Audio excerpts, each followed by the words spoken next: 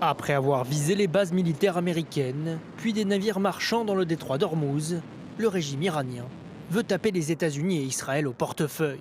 Les gardiens de la révolution menacent désormais de cibler les implantations des entreprises de leurs assaillants dans les pays du Golfe.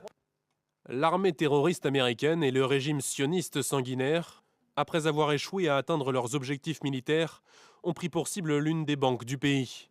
Par cet acte illégitime et contraire aux usages de la guerre, l'ennemi nous a laissé les mains libres pour viser les centres économiques et les banques liées aux États-Unis et au régime sioniste dans la région.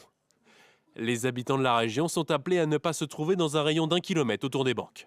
En réaction, le géant bancaire américain Citigroup et le cabinet de conseil Deloitte ont demandé à leur personnel d'évacuer leurs bureaux situés dans le centre financier de Dubaï.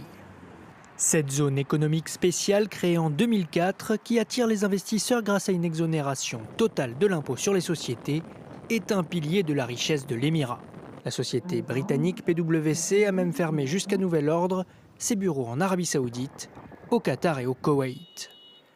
HSBC a de son côté temporairement fermé toutes ses succursales au Qatar. Une décision qui intervient 2 jours seulement après que son PDG a déclaré que la banque restait déterminée à poursuivre ses activités dans la région du Golfe.